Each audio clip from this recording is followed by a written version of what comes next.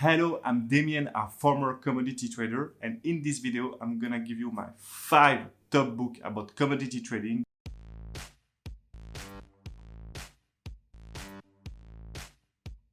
Book number 1, Commodity Conversation, an introduction to trading in agricultural commodities. So even if you don't care about the agri sector, you've got to read this book.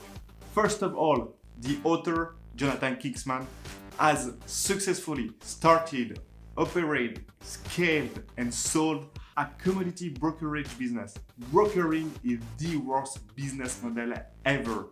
So if someone has successfully exited from one, you've got to pay attention. Regarding the book, it covers a large spectrum of subjects, altering between interviews and explanation. It's really well done and it shines light on a lot of subjects that usually commodity traders don't really speak about. Without commodity traders, your food wouldn't make it from the farm to your table. Trading in agricultural commodities is not a necessary evil, it's a moral obligation.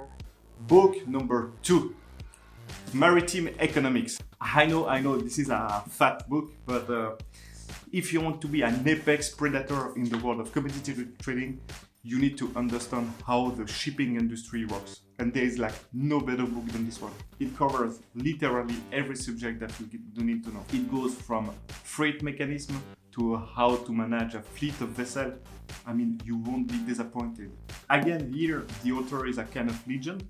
Martin Stopford sits on the board of Clarkson, the biggest shipbroker. Because shipping is such an old industry, with a history of continuous change, we have a unique opportunity to learn from the past. Book number 3, Swiss Trading SA. This is the French version, but the English version could be found for free on Public Eye's website.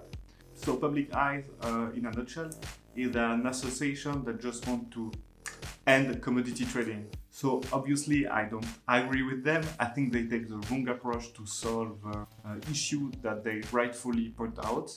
But anyway, they do publish really interesting and detailed reports on their website for free. And they are really good at explaining really complex situations. So even though it sounds weird that a commodity trader would recommend to read any report from Public Eye, I think it's really a good education, and then it shines a different light on a lot of really complex and not trivial issues. Aside from a few high-profile scandals such as the Iraq oil for food prosecutions, traders have largely operated under the radar with limited external understanding of their business practices. Book number 4, Letter from a Self-Made Merchant to His Son. So this guy is John Graham, and he made his money in the pork packaging business in the 1920s.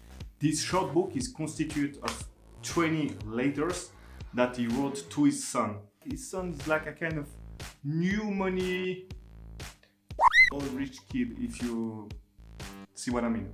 This book is full of business advice, of life advice, and surprisingly, those advices resonate quite well within the commodity ecosystem. So it's a short one, and I highly recommend it. I wish you would tell our people at the beef house to look into this export cattle business. There seems to be good margin in it. It makes me mighty sick to think that we've been sitting back on our hind legs and letting the other fellow run away with this trade. We're packers, I know.